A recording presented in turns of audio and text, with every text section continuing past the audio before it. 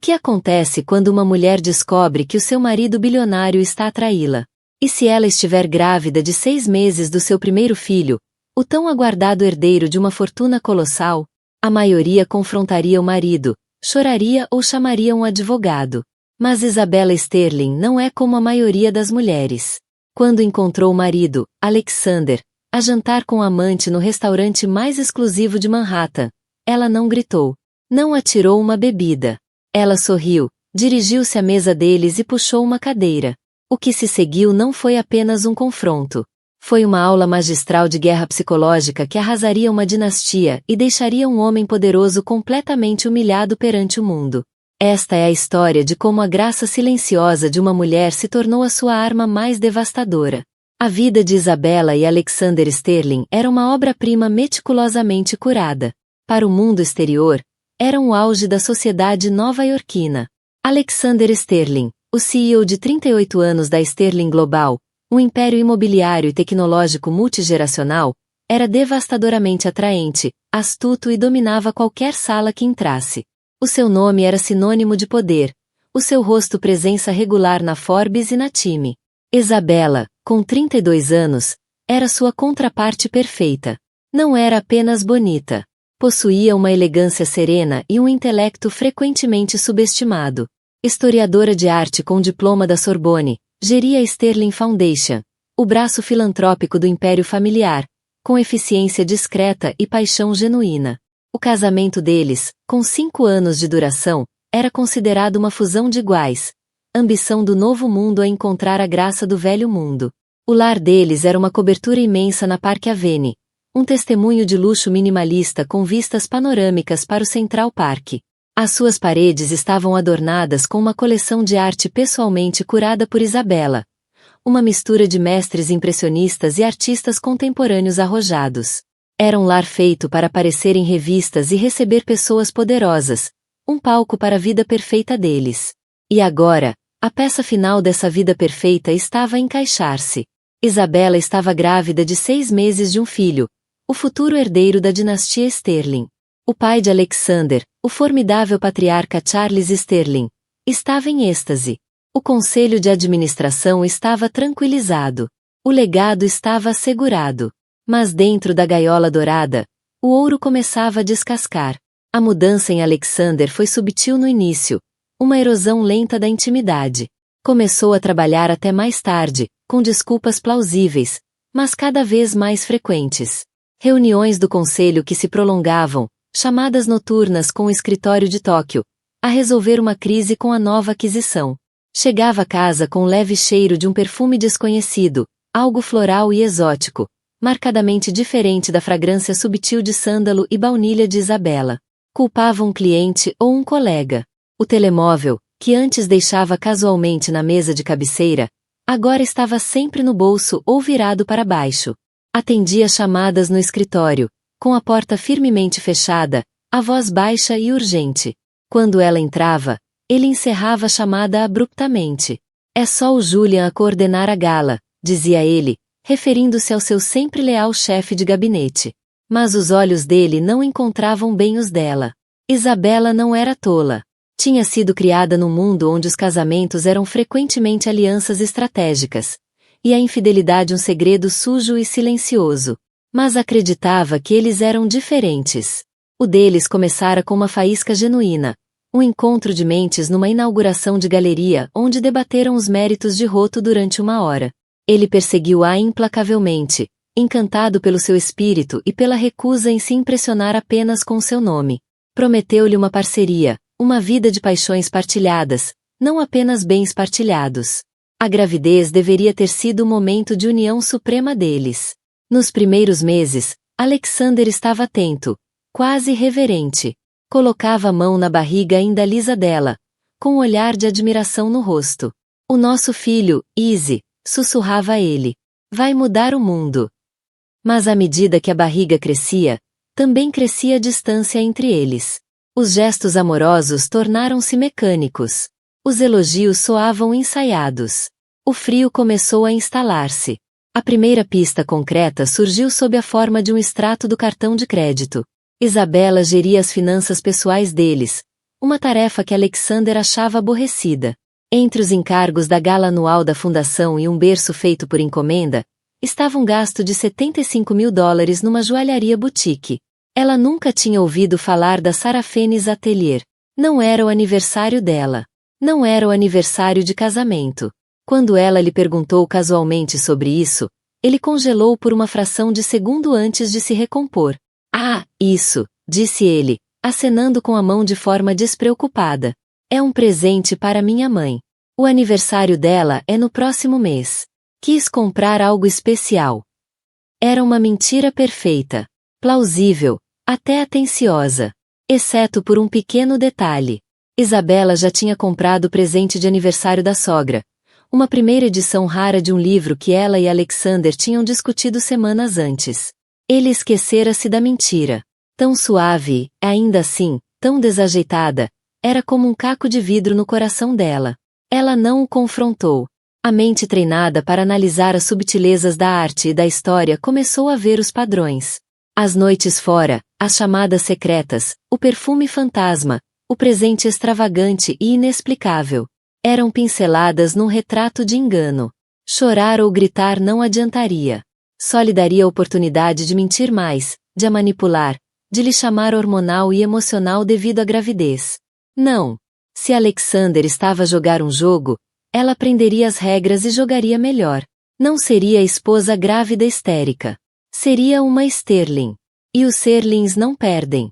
O primeiro passo foi ligar a uma antiga amiga da universidade, uma mulher chamada Chloe, que agora dirigia uma das firmas de investigação privada mais discretas de Londres.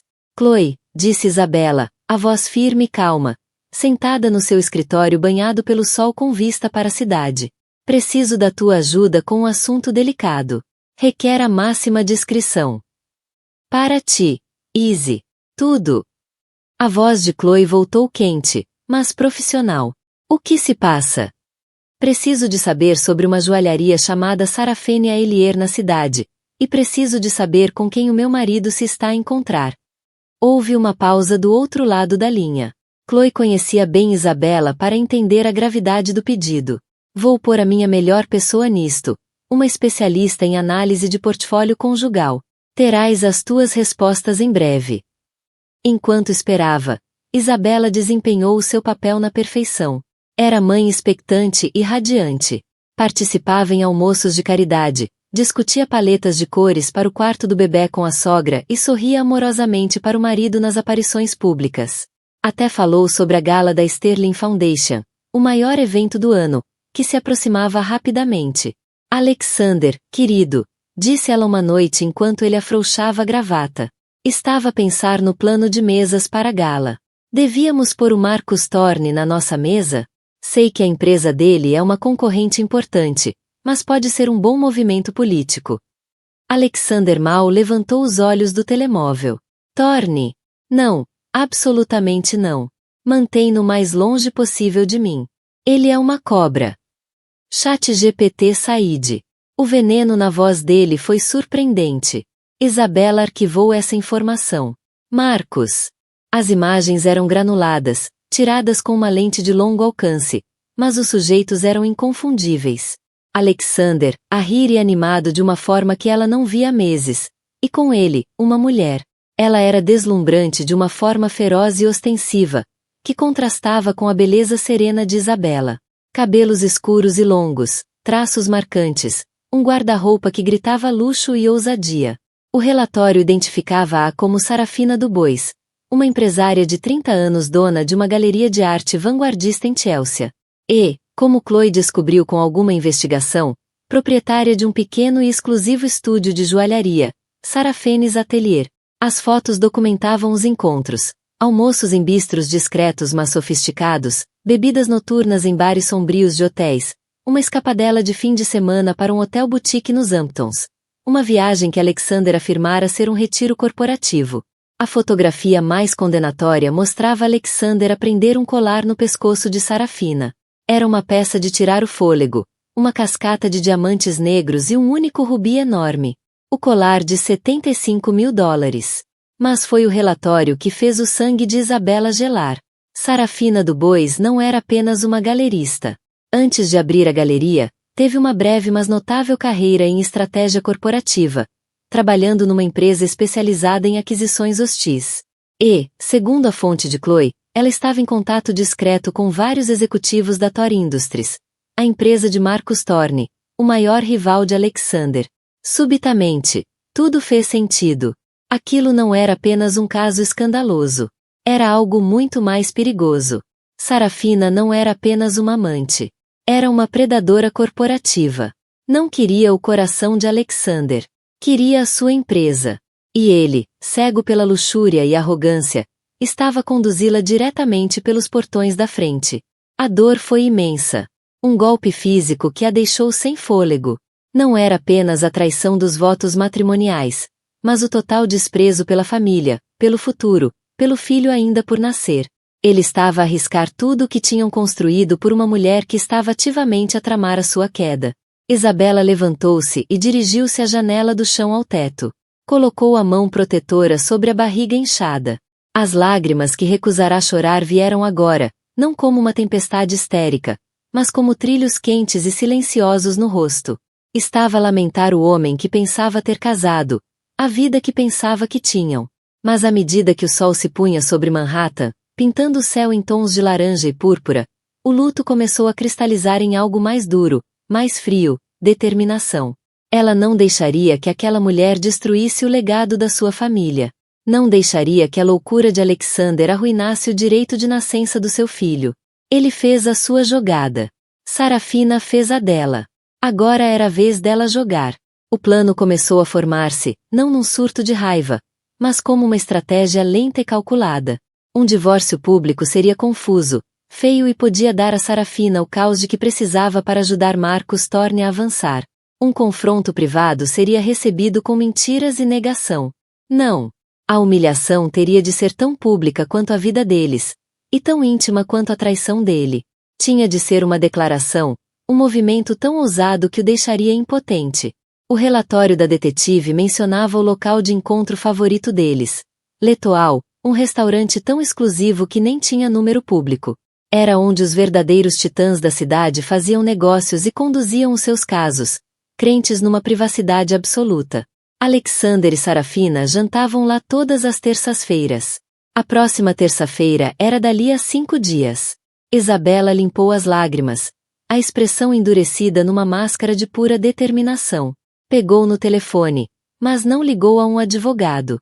Ligou à chefe de estilo da Burdorfer Furdordor Burgudman. Celeste, disse ela, a voz suave como seda. Preciso de um vestido. Algo para um jantar tranquilo. Algo memorável. O palco estava montado. As peças estavam em posição. A esposa tranquila e graciosa estava prestes a dirigir o ato final. Os 5 dias que antecederam a terça-feira foram uma aula de mestria em dissimulação. Isabela moveu-se pela sua vida com um novo propósito. A sua dor e raiva escondidas sob um verniz de serenidade doméstica. Já não era apenas uma esposa. Era uma general a preparar-se para a batalha. Reuniu-se com Celeste na Burdorfer Furdordorbur, num salão privado. Não queria algo chamativo ou revelador. Precisava de armadura. Escolheu um vestido de seda verde esmeralda profundo, um modelo exclusivo de Carolina Herrera. Era enganadoramente simples, com mangas compridas e gola alta, mas ajustado na perfeição, caindo sobre a sua barriga de 6 meses de forma elegante e profundamente maternal. A cor foi escolhida de forma deliberada, a cor da inveja, mas também do renascimento e do poder. Destacava-se contra a decoração carmesim e dourada do restaurante. A sua próxima chamada foi para Julian Vance, chefe de gabinete de Alexander. Julian estava nos seus 40 e poucos anos, sempre impecavelmente vestido em fatos de alfaiataria, e a sua lealdade à família Sterling era absoluta. Servirá o pai de Alexander antes dele e via o legado Sterling com reverência quase religiosa. Era inteligente, discreto, e Isabela suspeitava que não fosse totalmente cego às indiscrições recentes do seu chefe. Julian, disse ela, apanhando-o entre reuniões. Preciso de um pequeno favor, e tem de ficar apenas entre nós. Claro, senhora Sterling.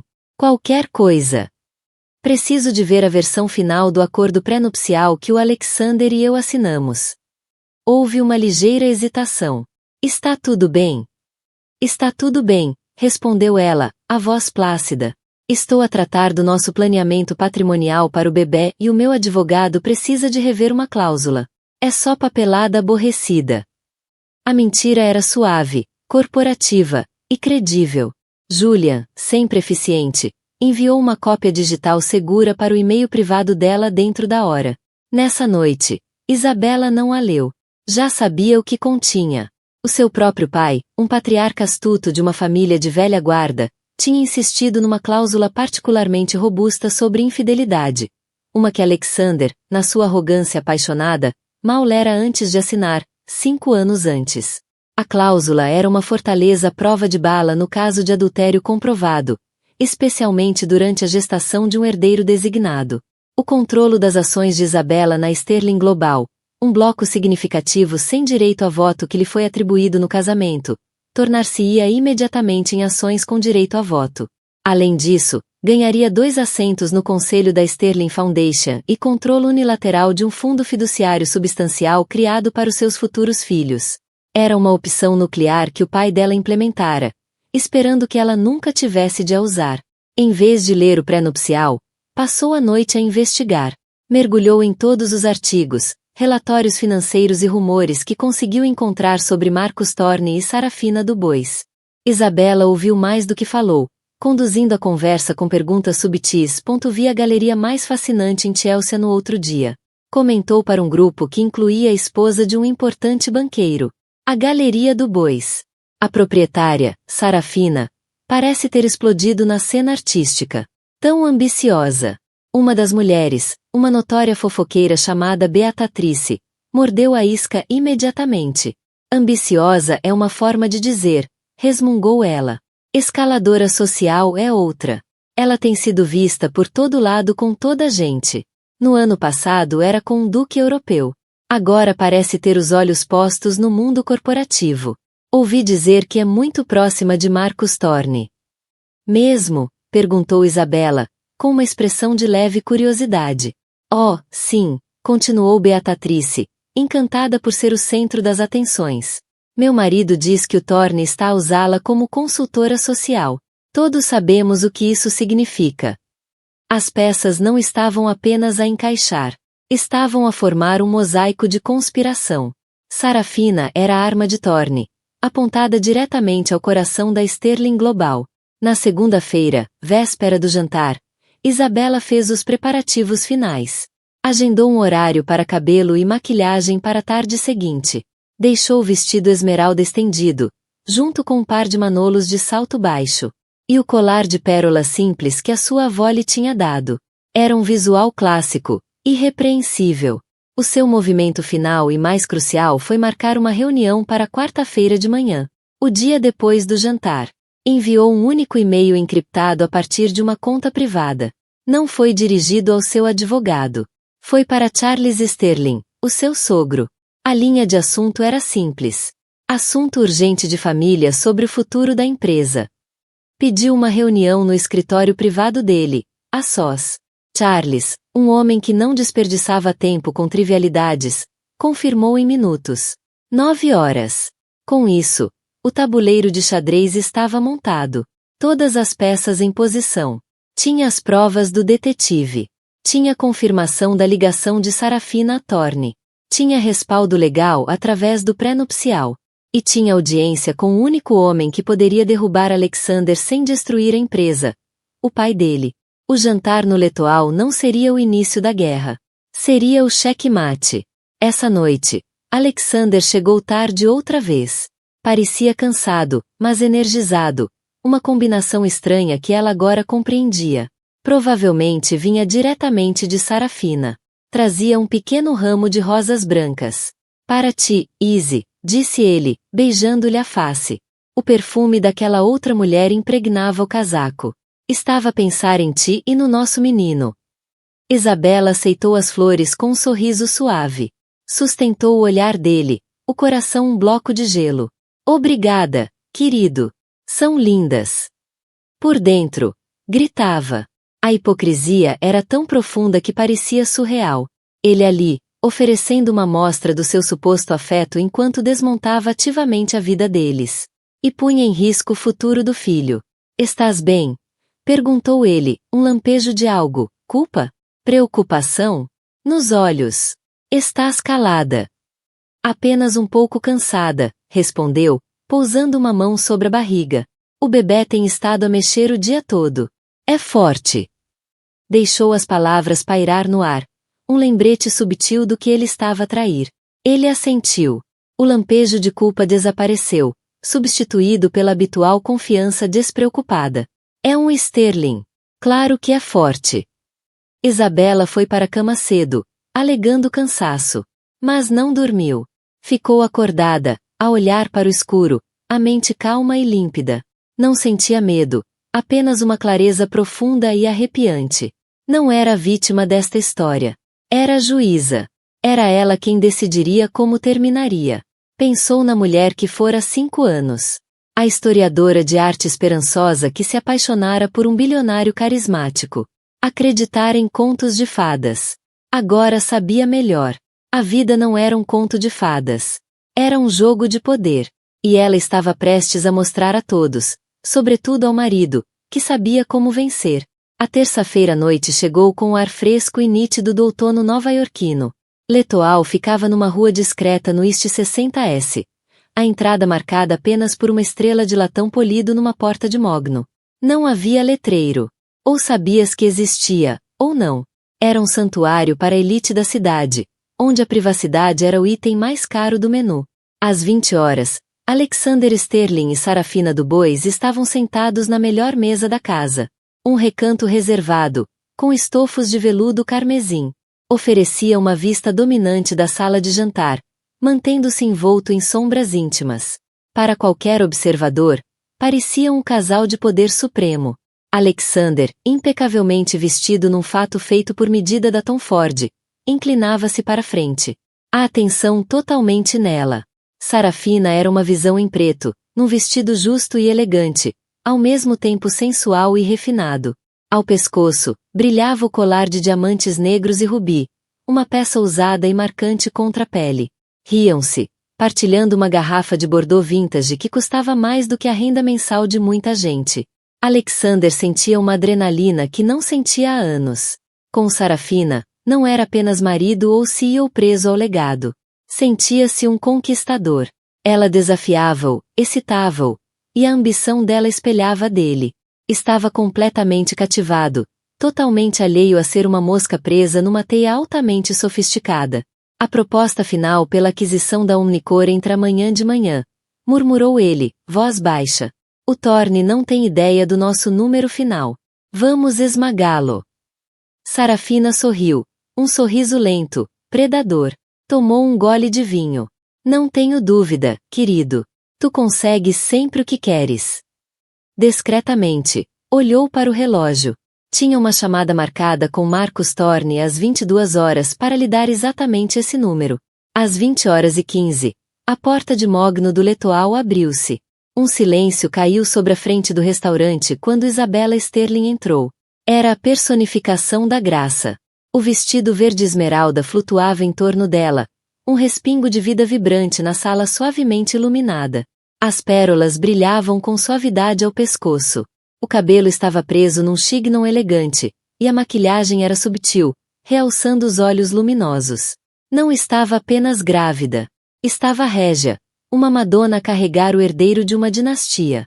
O maitre, um homem chamado Jean-Pierre, que geria o restaurante há 20 anos e se orgulhava da sua discrição imperturbável. Sentiu um jorro de pânico puro. Correu até ela. Senhora Sterling, que maravilhosa surpresa! Não estávamos à sua espera. Isabella deu-lhe um sorriso caloroso e sereno, que não chegou aos olhos. Jean-Pierre, que prazer ver-te. Estava ali por perto e tive uma vontade súbita do teu famoso risoto de trufas. Tenho a certeza que consegues encontrar-me uma mesinha. O tom era leve, mas os olhos varreram a sala, pousando diretamente no canto onde o marido estava sentado, de costas parcialmente voltadas para ela. Jean-Pierre começou a suar. Claro, senhora Sterling, mas talvez uma mesa junto à janela. É mais calma. Tentava desviá-la, evitar uma catástrofe. Não é preciso incomodar-te, disse Isabela, a voz ainda gentil. Vejo que o meu marido já está aqui.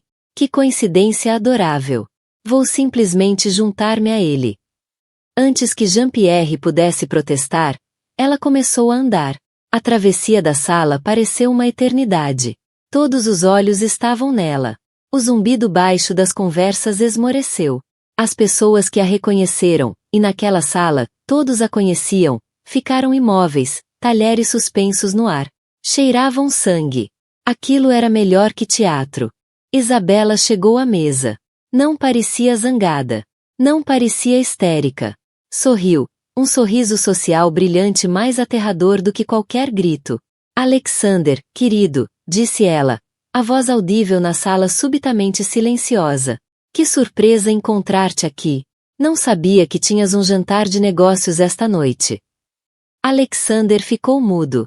A boca abria e fechava, mas nenhum som saía. Olhou da esposa grávida para a amante, preso na cabine carmesim, sob o foco de horror social. O olhar de Isabela desviou-se para Sarafina. Observou-a de cima a baixo. Um olhar lento, avaliador, que absorveu o vestido, a ambição nos olhos, e finalmente o colar. E tu deves ser a Sarafina, disse Isabela, o tom educado, como se estivesse a conhecer uma nova funcionária. O Alexander falou-me tão pouco de ti. A ênfase subtil em tão pouco foi um corte afiado como um bisturi. Ela estendeu a mão. Isabela Sterling. É um prazer finalmente pôr um rosto ao nome.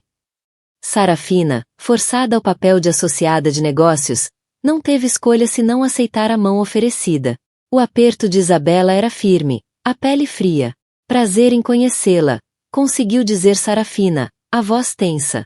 Não se levante, disse Isabela, acenando para o recanto. Virou-se para o horrorizado Jean-Pierre, que pairava nas proximidades. Podemos arranjar outra cadeira, por favor? Adoraria juntar-me. Não era um pedido. Era uma ordem. Um empregado trêmulo apressou-se a trazer uma cadeira, colocando-a na cabeceira da mesa, diretamente entre Alexander e Sarafina. Isabela sentou-se graciosamente, pousando a clute sobre a mesa. Alisou o vestido sobre a barriga, um gesto protetor inconsciente, mas também uma declaração visual poderosa para toda a sala. Ela era a esposa, a mãe do filho dele, a matriarca em formação, e estava a tomar o seu lugar à mesa. O silêncio era ensurdecedor. Alexander finalmente encontrou a voz, um sussurro estrangulado. Isabela, o que estás a fazer aqui? Já te disse, querido, estava com desejos de risoto, disse ela alegremente. Virou-se para o empregado, que surgira como um fantasma ao lado dela. Vou querer o risoto e uma água com gás com uma rodela de limão, por favor. Depois voltou a olhar para o marido. Sabes, o bebê tem os desejos mais peculiares. Estava a orquestrar toda a cena com a destreza de uma maestrina experiente. Não reconhecia o caso. Estava simplesmente, e brutalmente, a ignorá-lo, a esmagá-los com graça social. Tinha, efetivamente, rebaixado Sarafina de rival romântica a intrusa constrangida num jantar conjugal. Isabela então virou toda a atenção de volta para Sarafina.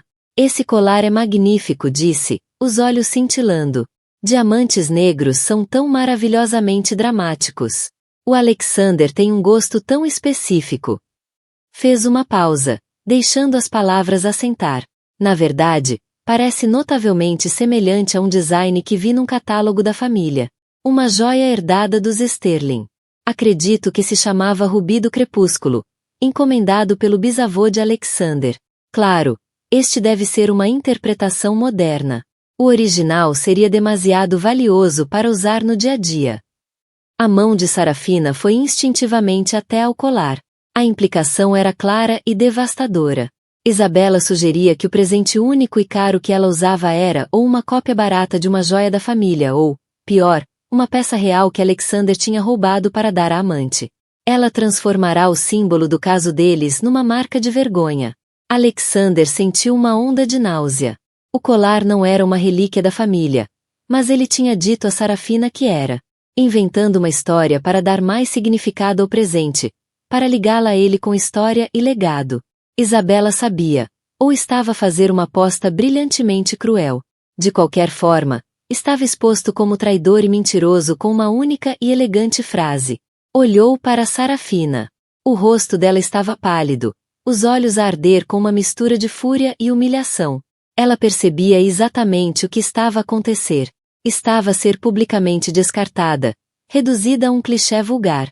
Isabela continuou, a voz leve e conversacional, como se estivessem a falar sobre o tempo. Então, Sarafina, o Alexander mencionou que está no mundo da arte. Fascinante. Temos de a consultar para a nova ala do hospital infantil que a fundação está a construir. Queremos algo inspirador para os pacientes. Estava a oferecer-lhe um projeto de caridade. Era um insulto perfeitamente calibrado, apresentando Sarafina como alguém que podia ser contratada, uma prestadora de serviços. Ao mesmo tempo que reforçava a própria posição de Isabela como líder filantrópica da família Sterling. A humilhação era total. Alexander Sterling, o titã da indústria, estava preso e emasculado. Não podia gritar com a esposa grávida numa sala cheia de pares. Não podia confortar a amante. Não podia fazer nada além de sentar-se ali e absorver o peso esmagador da própria desgraça pública. Os outros clientes já nem fingiam não olhar. Os rostos uma mistura de choque e deleite. O risoto de Isabela chegou. Ela deu uma pequena e deliberada trinca. Delicioso, declarou. Olhou para o marido, os olhos, pela primeira vez, perdendo o brilho social e revelando um vislumbre do frio ártico por baixo. Estás com um ar pálido, querido. Estás bem? Alexander não respondeu. Apenas a encarou, vendo a esposa pela primeira vez, não como um acessório gracioso, mas como uma adversária formidável e aterradora que o acabará de destruir sem levantar a voz. A refeição, ou o que restava dela, terminou num silêncio torturante. Isabela comeu o risoto com uma serenidade lenta e um prazer inquietante. Alexander e Sarafina sentavam-se como figuras de pedra, o vinho caro e a comida meio comida a arrefecer nos pratos. O ar estava espesso com fúria não dita. Finalmente, Isabela pousou o garfo e a faca com precisão. Tocou os lábios com o guardanapo. A imagem do decoro. Bem, foi encantador, disse para o silêncio.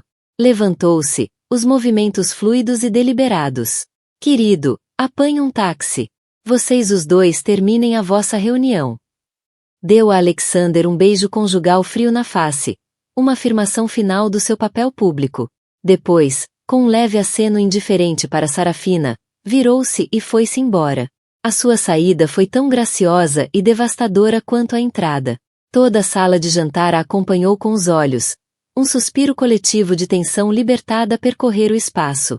Isabela Sterling não causou uma cena. Ela foi a cena. No momento em que a porta de mogno se fechou atrás dela, a compostura de Sarafina desfez-se. O que raio foi aquilo, Alex? Sibilou ela. A voz um sussurro venenoso. Ela sabia. Sabia tudo. Fez-me parecer uma idiota. Uma patética. Alexander finalmente saiu do torpor. A humilhação rapidamente a azedar em fúria.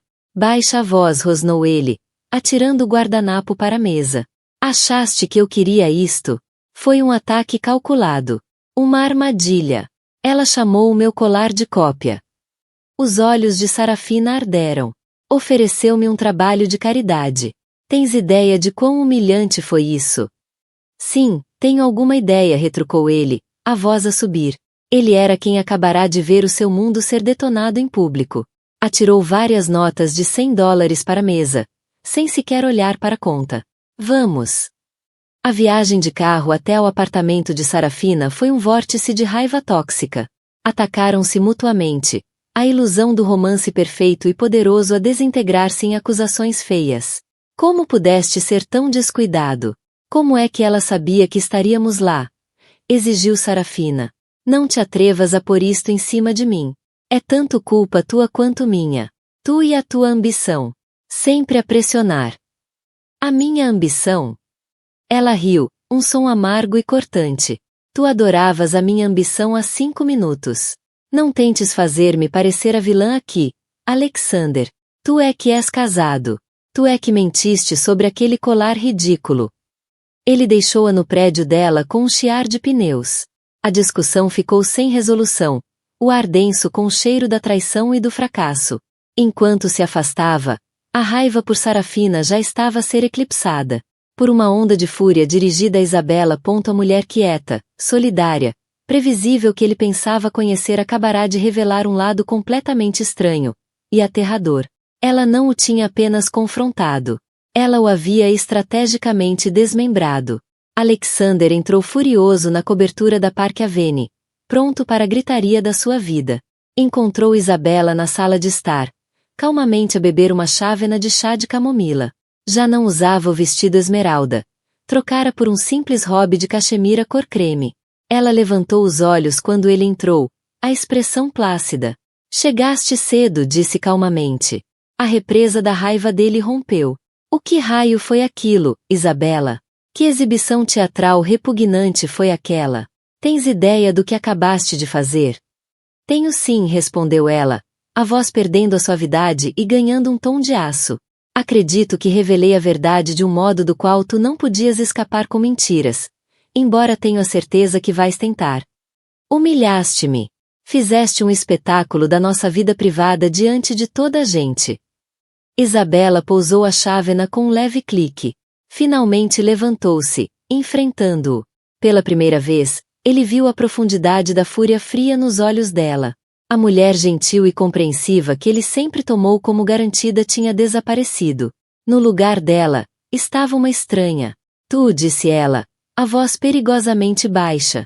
Humilhaste-me no momento em que escolheste quebrar os teus votos. Humilhaste-me com cada mentira, cada noite fora, cada chamada secreta. Humilhaste o nosso casamento, a nossa família, o nosso filho ainda por nascer. O meu espetáculo, como lhe chamas, foi apenas um espelho erguido diante da tua vergonha. Não confundas nem por um segundo as minhas ações com as tuas. Isto é por causa daquela mulher, não é? É ciúmes. Isabela soltou uma gargalhada curta e cortante, completamente desprovida de humor. Ciúmes. Oh, Alexander, és tão incrivelmente arrogante. Achas que isto tem algo a ver com ela? Ela é um sintoma vulgar e ambicioso da tua fraqueza. Ela não significa nada para mim. Caminhou até a secretária e pegou numa pasta fina. Era o relatório da investigação de Chloe. Atirou-o sobre a mesa de centro de mármore entre os dois. É sobre isto. Ele abriu a pasta. O sangue gelou-lhe nas veias. Fotografias, carimbos de data e hora, recibos de hotel, um relatório detalhado sobre Sarafina Dubois, incluindo seu passado em espionagem corporativa e os contactos recentes com Marcus Thorne. Ela está a jogar contigo, seu idiota, cortou Isabela, a voz rasgando o choque dele. Ela tem passado informações ao Thorne há meses. Imagino que planeava ligar-lhe esta noite com o valor da tua proposta pela Omnicore. Não era isso. Alexander fitou os papéis, o mundo a inclinar-se sob os pés. O caso era uma coisa. Isto era traição em outra escala. Uma adaga apontada ao coração da empresa, ao seu legado. E ele tinha-lhe entregue.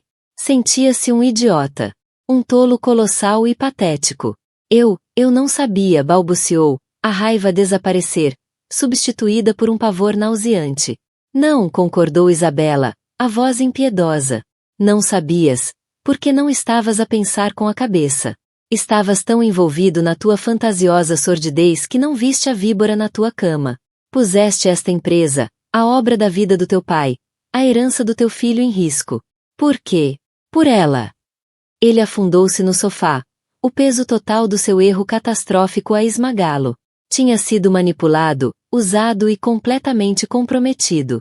Olhou para Isabela, uma súplica desesperada a formar-se no olhar. Esperava ver triunfo, mas viu apenas uma determinação gélida. Aquilo não era o fim do ataque dela. Era só o início. Isto muda tudo, Izzy, disse ele, a voz vacilante. O Thorne, temos de o parar. Temos de trabalhar juntos. Isabela lançou-lhe um olhar de pena. Não há nós, Alexander. Já não. Estás sob a impressão errada de que ainda estás numa posição de negociar. Ela retirou outro documento da secretária. Estendeu-o. Era uma cópia do acordo pré-nupcial, com a cláusula de infidelidade destacada a amarelo. Desde que descobriu teu caso, agora meticulosamente documentado e confirmado por pelo menos metade da elite nova-iorquina. Graças ao teu jantar de hoje, esta cláusula entrou em vigor. As minhas ações na Sterling Global são agora ações com direito de voto. Tenho controle unilateral sobre o fundo do nosso filho. E tenho o direito de nomear 2 novos membros para o conselho da fundação. Alexander encarou o papel, a mente em turbilhão. Lembrava-se de o ter assinado, rindo-se, achando uma formalidade para o pai dela. Nunca imaginou que seria usado. Era um golpe corporativo escondido nos votos de casamento. Não podes fazer isso, murmurou. Isso iria destabilizar tudo. Pelo contrário, disse Isabela, a voz como gelo. Vai estabilizar. Porque, ao contrário de ti, eu não ponho em risco o legado desta família por uma aventura barata. Eu vou protegê-lo. Tu provaste que não estás apto para ser o guardião disto. A escala aterradora do plano dela finalmente caiu sobre ele. O jantar não era só para humilhar. Era para criar prova pública e inegável que ativasse o pré-nupcial. Foi uma manobra brilhante, implacável e perfeitamente executada. Amanhã de manhã às 9 horas, continuou ela. Vou reunir-me com o teu pai. Vou apresentar-lhe 2 coisas. Primeiro, esta pasta detalhando a tua negligência grave e a ameaça existencial à empresa. Segundo, a minha proposta para o futuro. Que proposta? Perguntou ele, a voz quase inaudível. A minha proposta, declarou Isabela, o olhar fixo. É que assumes uma licença voluntária e por tempo indeterminado como CEO da Sterling Global. Internas-te num retiro de bem-estar na Suíça para reavaliar as tuas prioridades. O conselho, influenciado pelo meu novo poder de voto, e pela fúria do teu pai, irá aprovar. Será nomeado um CEO interino. Julian, talvez. Ele é leal à família, não apenas a ti. Era uma aniquilação completa. Ela não estava apenas a divorciar-se dele ou a tirar-lhe o dinheiro.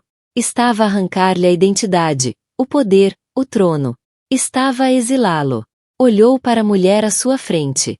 A esposa calorosa e amorosa desaparecera, substituída por uma rainha a executar um golpe palaciano impecável. Ele confundira graça com fraqueza. Confundira silêncio com submissão. Subestimou-a em todos os momentos. E agora pagava o preço máximo. Não estava apenas humilhado. Estava destruído. A reunião das 9 horas no escritório de Charles Sterling foi menos uma conversa e mais uma sentença.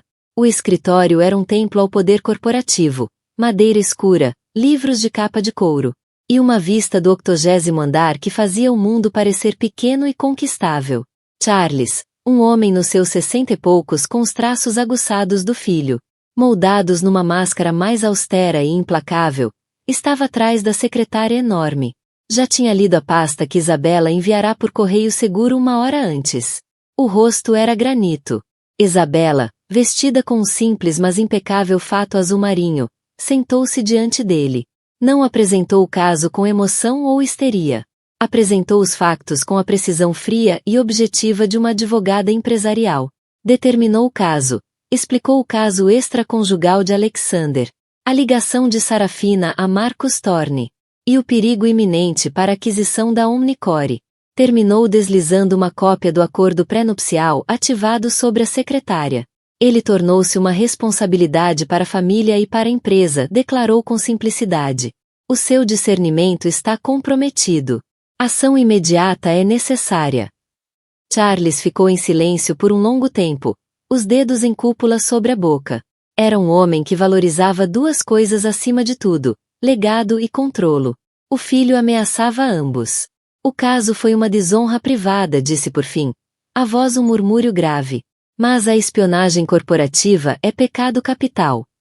A gala é dentro de 2 semanas. Estou ciente, respondeu Isabela. Por isso a licença de Alexander deve começar imediatamente. A história será de exaustão. Um CEO dedicado que tira um descanso necessário. Por recomendação médica. Antes do nascimento do primogênito. É limpo. É credível.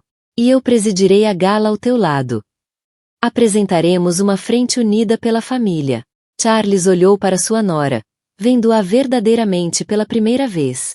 Sempre aprovara o casamento. Ela era equilibrada, inteligente, de boa família. Mas ele, como filho, confundira sua natureza calma com passividade. Agora via a mente de uma estratega e a vontade de uma monarca. Ela não estava apenas a tentar punir o seu filho. Estava, de forma retorcida, a preservar o império. E, nesse momento, Charles foi forçado a admitir. Ela era mais Sterling do que o próprio Alexander alguma vez fora. E quanto a Sarafina du Bois e Marcus Thorne? Perguntou ele. Deixa-os comigo, disse Isabela, um brilho no olhar. Acredito que estão prestes a ter um dia muito mau. Enquanto Isabela reunia-se com Charles, o mundo de Alexander colapsava. As suas chamadas frenéticas para Sarafina iam direto para o voicemail. Finalmente, uma única mensagem apareceu. Não me voltes a contactar. O meu acordo com a Thor está terminado. Tu és veneno. Ela cortava perdas como um rato a abandonar o navio que afundava. Depois veio a chamada do escritório do pai. Não era um pedido. Era uma convocatória. O confronto entre pai e filho foi brutal. Charles não gritou. Expressou a sua decepção com um desprezo calmo e letal, pior que qualquer gritaria. Expôs os termos de Isabela não como proposta, mas como uma conclusão inevitável. Alexander tentou argumentar, defender-se, mas as palavras estavam vazias. Não tinha influência. Fora superado pela esposa e condenado pelo pai. Ao meio-dia, o seu exílio era oficial. O conselho foi informado.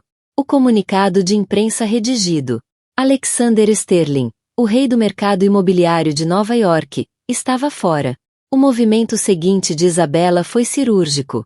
Usando as informações do detetive, enviou um pacote anônimo e encriptado à direção da Thor Industries. Continha provas do esquema de espionagem corporativa, detalhando o papel de Sarafina como infiltrada industrial, e evidências de que Marcus Thorne tinha provado tudo.